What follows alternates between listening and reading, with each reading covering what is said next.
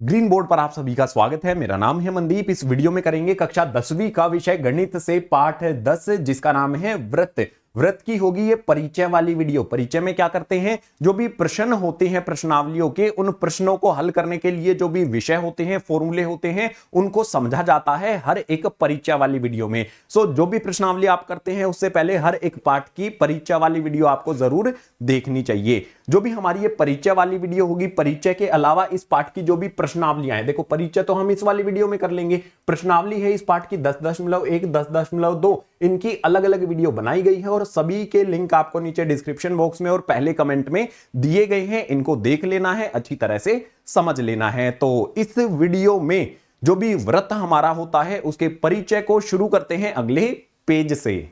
पाठ 10 में जो भी हमारा व्रत है उसके कुछ मुख्य बिंदुओं को समझते हैं सबसे पहले, उसके बाद कुछ महत्वपूर्ण बिंदु भी आएंगे, उनको भी समझ लेंगे। तो सबसे पहले हमारे पास यहां पर आ जाता है एक व्रत। ये आकृति आपको दिखाई दे रही है, ये एक हमारा व्रत है। अब इस व्रत में सबसे पहले हमें क्या समझना है भाई, केंद्र को समझना है, और केंद्र को दर्शाया जाता है ओ से। जो भी हमारा ये वृत्ताकार है, ये आकृति है, इसके बिल्कुल बीच में एक बिंदु होता है जिसको ओ कहा जाता है। इसी को क्या कहा जाता है, व्रत का केंद्र कहा जाता है। इसके बाद त्रिज्या की बात करते हैं। त्रिज्या जो है उसको आर से दर्शाया जाता है। जैसे जो भी मेरी ये परिधि, ठीक है, वृत्त की ये परिधि होती है, परिधि से कोई भी रेखा मैं खींच देता हूं केंद्र पर, केंद्र से वृत्त की परिधि पर मान लेते हैं ये ए बिंदु पर यहां पर मिलती है, तो जो भी हमारा ओ ए होगा ये क्या हो जाएगा, रेडियस हो जाएगा, यानी कि वृत्त की त्रिज्या हो जाएगा। इसको इंग्लिश में रेडियस कहा जाता है। ओ से ए मेरा क्या हो गया, रेडियस हो गया। अगर मैं यहां पर ओ से बी करता हूं तो ये भी क्या हो जाएगा, मेरा रेडियस हो जाएगा। मान लेते हैं ये मेरे पास बी बिंदु है। इसके बाद तीसरी चीज हमें समझनी है व्यास। व्यास जो भी हमारा होता है उसको छोटे वाले डी से दर्शाया जाता है। अब यहां पर देखो व्यास हमारा होगा क्या, ये समझने के लिए यहां पर हमारे पास क्या है, अगर कोई भी मैं रेखा खींचता हूं वो केंद्र से होकर जाए और दूसरी परिधि, मतलब जो भी दूसरी तरफ परिधि होती है वृत्त की, वहां तक चली जाए, यानी कि ए से बी तक केंद्र से होकर जाने वाली जो भी रेखा होगी हमारी, उसको क्या कहा जाता है, डी कहा जाता है। यानी कि यहां पर हमारा डी क्या हो जाएगा, ए बी हो जाएगा। ए बी बराबर हमारा यहां पर डी यानी कि व्यास ये हो जाता है। अब यहां पर इंपॉर्टेंट बात समझो, जो भी हमारा यहां पर त्रिज्या है और व्यास है, इनमें आपस में संबंध होता है। क्या संबंध होता है कि आर बराबर में जो भी मेरा व्यास यानी कि डी है वो बटे में 2 होता है। यानी कि जो भी व्यास है उसका आधा कर दिया जाए तो वो क्या बन जाता है, त्रिज्या बन जाता है। ठीक है, ये एक इंपॉर्टेंट फॉर्मूला है, कई जगह पर इसका इस्तेमाल आपने करना है, इसीलिए आपने इसको राइट डाउन कर लेना है, अपने नोट्स जो बनाते हो वहां पर इसको लिख लेना है।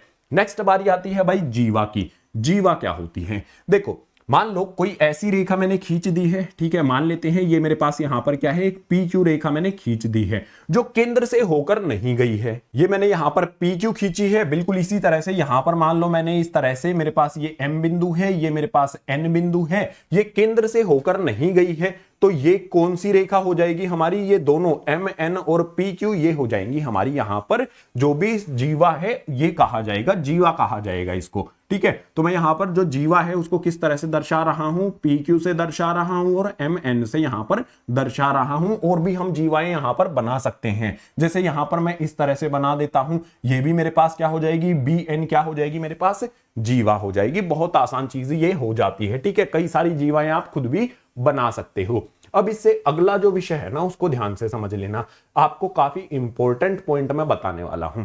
सबसे पहली बात आती है यहां पर स्पर्श रेखा की। ठीक है, मान लो हमारे पास यही व्रत है, ठीक है, ये व्रत मेरे पास हो गया है। अब इस व्रत पर हम एक स्पर्श रेखा खींचते हैं। स्पर्श रेखा का मतलब होगा ऐसी रेखा जो इस व्रत को इस तरह से छूकर चली जाए। ठीक है, मान लो हमारे पास यहां पर ये रेखा है, इसका नाम रख देते हैं एक्स।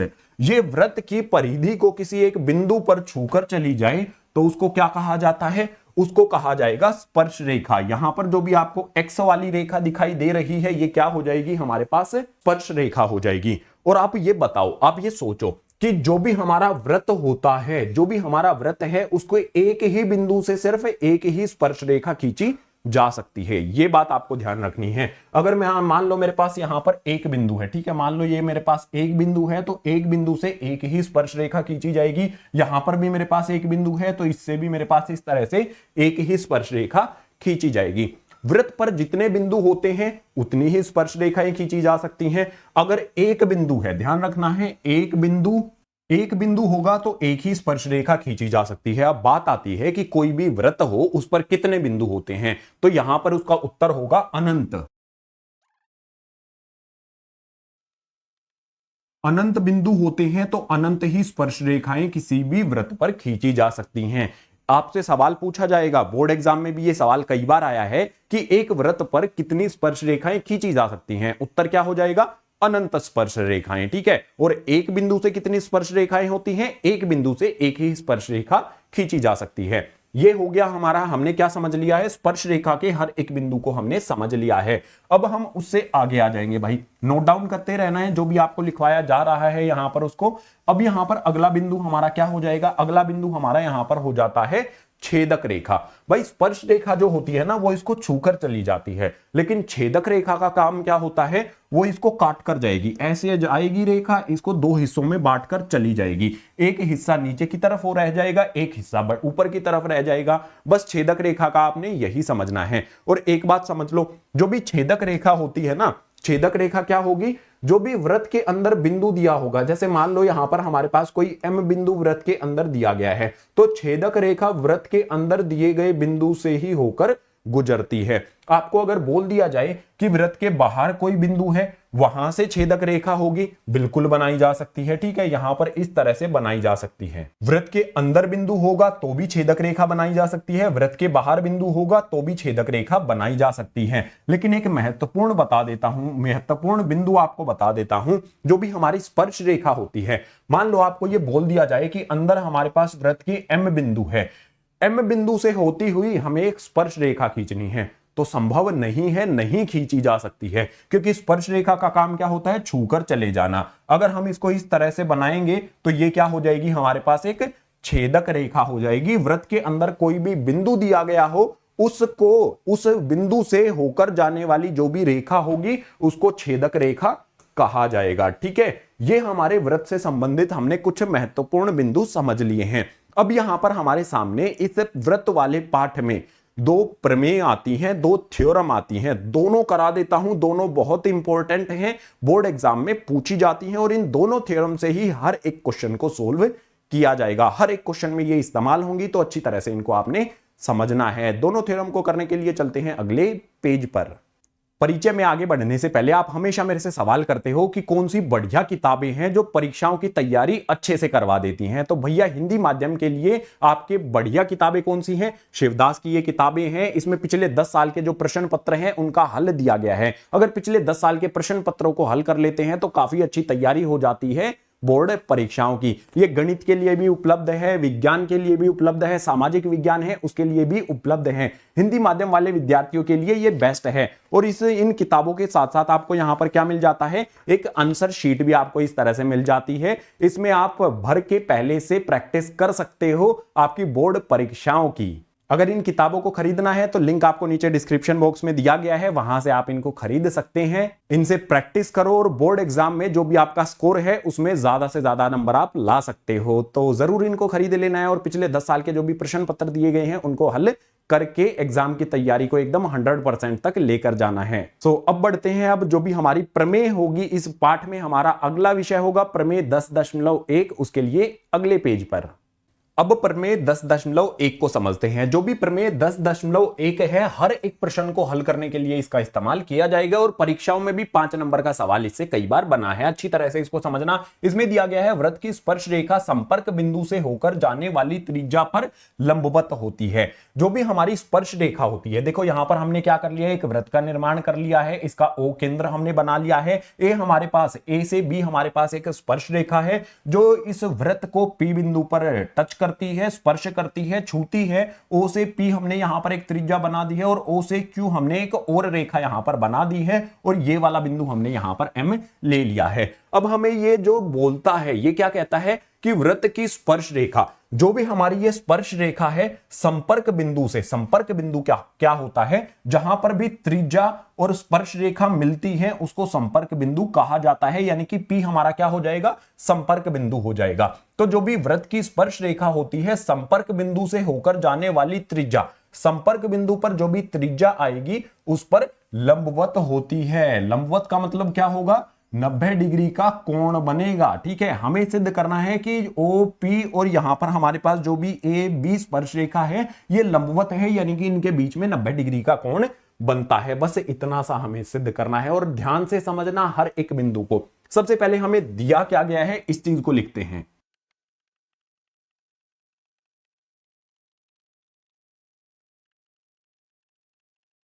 O केंद्र के साथ हमें वृत्त दिया गया है। जो भी ये वृत्त है इसका केंद्र हमारे पास O है, OP इसकी त्रिज्या है, ये वाली हमारी इसकी त्रिज्या हो जाती है। AB एक स्पर्श रेखा है और ये AB क्या हो जाती है भाई? स्पर्श रेखा हो जाती है। इतनी जानकारी हमें दी गई है। हमें सिद्ध क्या करना है कि जो भी OP हमारा है और जो भी AB हमारा है ये लंबवत होंगे। लंबवत का मतलब होगा 90 डिग्री होगा। ठीक है, तो हम इसको इस तरह से लिख सकते हैं कि OP जो मेरा यहां पर है वो लंबवत, ये जो निशान मैंने यहां पर लगाया है ये लंबवत का निशान होता है। तो OP लंब है कौन से पर भाई? AB पर लंब है। ठीक है, ये हमें यहां पर सिद्ध करना है। अब सिद्ध किया कैसे जाएगा? ध्यान से इसको समझ लेना है। हम कर रहे हैं अब इसको सिद्ध करने के लिए सबसे पहला बिंदु यहां पर आप आकृति में देखो O से P मेरे पास क्या है? त्रिज्या है। और O से M जो है देखो ये भी त्रिज्या है और ये भी त्रिज्या है। सिर्फ O से M तक आपने देखना है। OP त्रिज्या है और OM भी त्रिज्या है। जो भी एक ही वृत्त की त्रिज्या होती है वो आपस में एक दूसरे के बराबर होती हैं। इसी विषय का हम यहां पर इस्तेमाल करेंगे। तो मेरे पास यहां पर OP एक त्रिज्या है वो बराबर हो जाएगी दूसरी त्रिज्या OM के। इनका कारण आपने लिखना होगा। ये दोनों क्या है भाई? त्रिज्याएं हैं। तो त्रिज्या जो होती हैं वो एक दूसरे के बराबर होती हैं। इस तरह से कारण आपने लिख देना है। ये हो जाएगा हमारा यहां पर पहला समीकरण है। अब फिर से आकृति को देखो आकृति में हमारे पास ये OM रेखा है और OQ रेखा है। इसमें बड़ी वाली रेखा कौन सी है? OM हमारे पास छोटी है और OQ आप देखो बड़ी वाली रेखा है। तो मैं यहां पर इस तरह से लिख सकता हूं कि जो भी मेरी OM रेखा है वो छोटी है किससे? OQ से। ठीक है, यहां पर हमें क्लियरली दिखाई दे रहा है कि OM तो सिर्फ इतनी सी है और OQ इससे बड़ी है। तो OM छोटी है OQ से, आपने इस तरह से लिख देना है। ठीक है, अब एक बात बताओ, OM किसके बराबर है? OP के बराबर है। तो जहां पर भी मेरे पास OM आया है यहां पर मैं क्या लिख सकता हूं? जो भी मेरे पास यहां पर P आता है OM OP के बराबर है, तो इसकी जगह पर मैंने OP लिख दिया। ये छोटी हो जाएगी यहां पर OQ से। अब एक विषय आपको बता देता हूं। देखो हमारे पास मान लो कोई भी इस तरह से रेखा दी गई है, कोई भी रेखा दी गई है और एक बिंदु से जो भी सबसे छोटी रेखा होती है इस रेखा पर, ठीक है, यहां पर हमारे पास ये रेखा दे दी गई है और किसी भी बिंदु से हम कोई रेखा खींचते हैं, जो सबसे छोटी रेखा होती है वो लंबवत होती है और उससे कोई भी बड़ी रेखा होगी वो लंबवत नहीं होगी। तो हमें यह सिद्ध करना है कि इस O बिंदु से सबसे छोटी रेखा हमारी P है। अगर OP हमारी सबसे छोटी रेखा हो जाती है तो ये लंबवत हो जाती है। ये वाला विषय आपने कक्षा 8वीं में पढ़ा था। अब यहां पर हमारे पास ये सिद्ध हो जाता है कि इस O बिंदु से हमने OP खींचा इस रेखा AB पर और OQ खींचा। सबसे छोटी रेखा कौन सी हो गई भाई? OP हो गई। अगर हमारी OP सबसे छोटी रेखा है AB पर हमने O बिंदु से जो खींची है, तो मैं यहां पर क्या बोल सकता हूं कि जो भी मेरा कोण बनेगा यहां पर, कौन सा कोण भाई? OPQ मान लो या फिर OPB मान लो, जो भी मेरा ये कोण बनेगा इस तरफ या फिर इस तरफ, वो कितने डिग्री का हो जाएगा? 90 डिग्री का हो जाएगा। तो मैं इस तरह से लिख सकता हूं OP, उसके बाद यहां पर मैं लिख सकता हूं OPA लिख देता हूं। ये किसके बराबर हो जाएगा? 90 डिग्री के बराबर हो जाएगा। कारण इसका यहां पर हमें लिखना पड़ेगा। कारण लिखता हूं आपके लिए।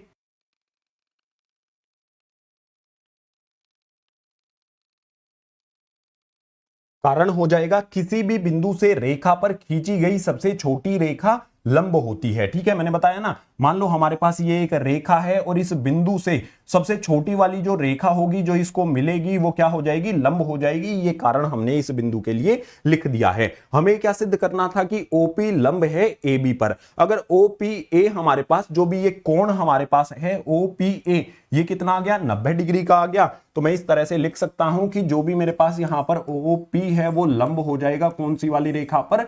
AB पर, क्योंकि अगर 90 डिग्री का कोण आ जाता है तो उसी को कहा जाता है लंब। ये हो गई है हमारी प्रमेय 10.1 कंप्लीट। प्रमेय 10.2 की बात करते हैं। जो भी हमारी प्रमेय 10.1 है या फिर 10.2 है, इनमें से एक परीक्षाओं में हर बार पूछी जाती है, वो भी 5 नंबर में, तो दोनों को करना बहुत आवश्यक है। 10.2 को समझने के लिए सबसे पहले हमें यहां पर दिया गया है, सिद्ध कीजिए कि किसी बाह्य बिंदु से वृत्त पर खींची गई स्पर्श रेखाओं की लंबाई बराबर होती है। ध्यान दो, यहां पर हमारे पास एक वृत्त दिया गया है, मान लेते हैं बाहर की तरफ हमारे पास यहां पर एक बिंदु है, तो बाह्य बिंदु यानी कि बाहर की तरफ जो बिंदु दिया गया है वहां से हम क्या करते हैं, स्पर्श रेखाएं खींचते हैं। भाई किसी भी बाहर वाले एक बिंदु से वृत्त पर कितनी स्पर्श रेखाएं खींची जा सकती हैं, 2 रेखाएं खींची जा सकती हैं। कैसे खींचेंगे, देखो यहां पर मान लेते हैं ये मेरे पास यहां पर P बिंदु है, P से यहां पर मैं एक स्पर्श रेखा खींच सकता हूं और P से यहां पर भी मैं एक स्पर्श रेखा खींच सकता हूं। मान लेते हैं यहां पर हमारे पास ये A बिंदु हो जाएगा, यहां पर मेरे पास B बिंदु हो जाएगा, इसके अतिरिक्त जो भी वृत्त का केंद्र है वो हमारा O होता ही है। ये एक P बिंदु से 2 स्पर्श रेखाएं मैंने खींच दी हैं। जो भी स्पर्श रेखाएं एक बाह्य बिंदु से खींची गई हैं वे बराबर होती हैं, उनकी लंबाई बराबर होती है, मुझे ये सिद्ध करना है। तो उसके लिए मुझे यहां पर कुछ रचना भी करनी पड़ेगी, उस पर आएंगे। सबसे पहले हमें दिया क्या गया है उसको लिखते हैं। ओ केंद्र वाला वृत्त है, देख सकते हो ओ केंद्र वाला यहां पर वृत्त है। पी ए और पी बी ये दो हमारी क्या है, पी से ए तक, पी से बी तक, ये दो हमारी स्पर्श रेखाएं हो जाती हैं। अब हमें सिद्ध क्या करना है कि जो भी बाह्य बिंदु से ये स्पर्श रेखाएं खींची गई हैं ये एक दूसरे के बराबर हैं, यानी कि हमें सिद्ध करना है कि पी ए बराबर हो जाती है हमारी यहां पर पी बी के, ये सिद्ध करना है। सिद्ध करने के लिए हमें कुछ रचना करनी पड़ेगी। रचना क्या क्या हो जाएगी हमारे पास, ओ से हम बी बिंदु को जोड़ देंगे, ओ से हम ए बिंदु को जोड़ देंगे और पी से ओ बिंदु को जोड़ देंगे। ये 3 रचनाएं हमें कर लेनी है। तो यहां पर हमने क्या किया, जोड़ा। किस किस को जोड़ा भाई, उसको लिखना है हमें। यहां पर हमने जोड़ दिया है भाई, किस किस को जोड़ा है, ओ ए, ओ बी, ओ पी। तो यहां पर लिख देंगे ओ ए, उसके बाद हमने ओ बी को जोड़ा, उसके बाद हमने यहां पर ओ पी को जोड़ दिया। ये करने के बाद सिद्ध करने पर आएंगे और हमें यहां पर सिद्ध करना है कि पी ए बराबर पी बी है। तो इसके लिए हम 2 त्रिभुज लेंगे। कौन कौन सा, ओ ए पी वाला जो त्रिभुज है इसको ले लूंगा और ओ बी पी वाला जो त्रिभुज है इसको ले लूंगा। इन दोनों त्रिभुजों को मैं क्या करूंगा, सर्वांग सम करूंगा। तो सबसे पहले यहां पर मैं लिख लेता हूं त्रिभुज कौन सा है भैया, ओ ए पी वाला त्रिभुज है। और कौन सा वाला त्रिभुज है हमारे पास, दूसरा त्रिभुज हमारे पास क्या हो जाएगा, त्रिभुज ओ बी पी वाला त्रिभुज। इन दोनों त्रिभुजों में हमें 3 चीजें ढूंढनी है। सबसे पहली भी चीज क्या हो जाएगी, प्रमेय 10.1 में हमने क्या सीखा था कि जहां पर भी स्पर्श रेखा और त्रिज्या एक दूसरे को मिलती है वो कोण कितने डिग्री का होता है, 90 डिग्री का होता है।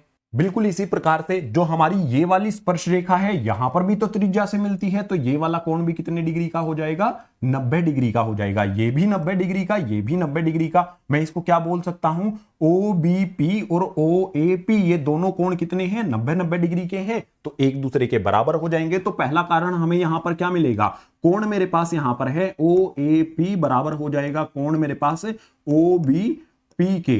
किस कारण, मतलब कारण, नियम क्या होगा इसका, कारण क्या होगा वो हमें लिखना है। तो ये क्या हो जाएगा भाई, दोनों कितने डिग्री के हैं, 90 डिग्री के हैं। ये आपने यहां पर लिख देना है। पहली चीज हो गई हमारी। अब ध्यान से देखो, 90 डिग्री के विपरीत हमारे पास यहां पर OP भुजा आती है और 90 डिग्री के विपरीत यहां पर भी हमारे पास भुजा आती है OP। 90 डिग्री के विपरीत जो भी हमारी भुजा होती है उसको क्या कहा जाता है, विकर्ण कहा जाता है। ये वाली जो विकर्ण है OP ऊपर वाले त्रिभुज में भी आती है, नीचे वाले त्रिभुज में भी आती है। तो मैं इस तरह से लिख सकता हूं कि भाई जो भी मेरी भुजा OP है वो बराबर हो जाएगी मेरे पास OP के। और इसका कारण क्या होगा, दोनों त्रिभुजों में आती है तो कारण हो जाएगा यहां पर ये उभयनिष्ठ कारण हमारे पास आ गया। इसके बाद तीसरा बिंदु आकृति की तरफ देखो। देखो ओ ए मेरे पास क्या है, ये मेरे पास क्या है, ये त्रिज्या है और ये भी मेरे पास क्या है, त्रिज्या है। ये भी त्रिज्या, ये भी त्रिज्या। वृत्त की त्रिज्याएं एक दूसरे के बराबर होती हैं। तो मेरे पास पहली त्रिज्या कौन सी है, ओ ए है, ये बराबर हो जाएगी ओ बी वाली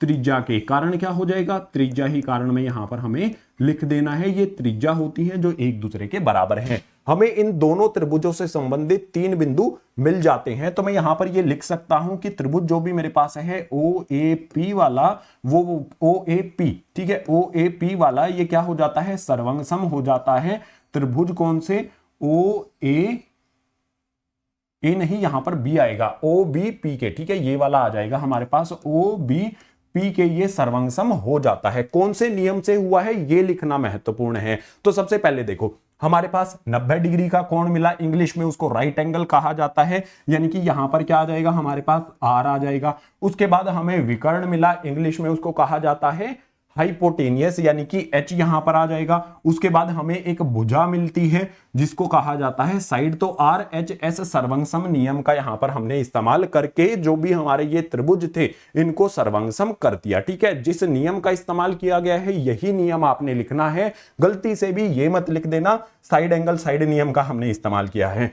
RHS से ये हमारा हो जाते हैं दोनों त्रिभुज सर्वंगसम। अगर मेरे पास ये वाला त्रिभुज और ये वाला त्रिभुज सर्वंगसम है तो जो भी मेरे पास ये रेखा होगी, देखो PA वाली रेखा और PB वाली रेखा, भाई एक ऊपर वाले में आती है एक नीचे वाले में आती है, तो ये क्या हो जाएंगी, बराबर हो जाएंगी। बस यही लिख दो। यहां पर हमारे पास क्या हो जाएगा कि मेरे पास जो भी PA है वो बराबर हो जाती है PB के। ये कौन से नियम से होगी, अगर दोनों त्रिभुज हमारे पास सर्वंगसम है तो नियम हो जाएगा यहां पर CPCT का। जो भी हमारी प्रमेय 10.2 थी उसमें हमें यही करना था, हमें PA और PB को बराबर करना था, यहां पर हमने कर दिया है। तो प्रमेय 10.2 हुई कंप्लीट। इसी प्रमेय 10.2 के साथ जो पाठ का परिचय है वो हो जाता है कंप्लीट। उम्मीद करूंगा जो भी आपको प्रमेय कराई गई है, जो भी पाठ के बारे में चीजें समझाई गई हैं, सभी के सभी चीजें आपको समझ में आ गई होंगी। अगर आ गई हैं तो वीडियो को लाइक जरूर कर देना है। अपनी कक्षा में पढ़ने वाले जो भी विद्यार्थी हैं उनको भी ये वीडियो दिखानी है, यानी कि वीडियो को उनके साथ शेयर कर देना है। और जो भी हिंदी माध्यम वाले विद्यार्थी आते हैं चैनल को सब्सक्राइब कर लो। गणित की, विज्ञान की जो भी वीडियोस हैं हिंदी माध्यम वाली सारी की सारी वीडियोस आपको यहां पर प्रोवाइड की जाएंगी, यानी कि पूरा सिलेबस कराया जाएगा, हिंदी का भी, विज्ञान का भी, और जल्द ही सामाजिक विज्ञान भी शुरू कर दिया जाएगा। इसके अलावा पाठ परिचय तो आपने कर लिया, प्रश्नावलियां बची हैं 10.1, 10.2, इनकी अलग से वीडियो बनाई गई हैं, लिंक दिए गए हैं नीचे डिस्क्रिप्शन बॉक्स में। अगर आप कक्षा 10वीं में हो, हिंदी माध्यम के विद्यार्थी हो, तो आपके लिए ये चैनल बनाया गया है। अगर आपके छोटे भाई बहन हैं जो कक्षा 9वीं में है तो उनके लिए MKR क्लास 9th वाला चैनल बनाया गया है। इस पर हिंदी और इंग्लिश माध्यम की दोनों तरह की वीडियोस करा दी गई हैं। सारा का सारा सिलेबस इस पर आपको मिल जाएगा, कक्षा 9वीं का, गणित का भी और विज्ञान का भी। ग्रीन बोर्ड के बारे में आप पहले से जानते होंगे, इंग्लिश मीडियम वाले छात्र हो, कक्षा 10वीं के हो तो यहां पर साइंस और मैथ का सिलेबस आपको कराया गया है। अगर कक्षा 10वीं आप पास कर चुके हो और गणित आपको समझना है तो green board class 11th and 12th पर आप आ सकते हो। आपके जो बड़े भाई बहन हैं उनके साथ इस चैनल को शेयर जरूर कर देना है। तो इस वीडियो में इतना ही, मिलता हूं आपसे मैं इसी तरह की नेक्स्ट एजुकेशनल वीडियो में।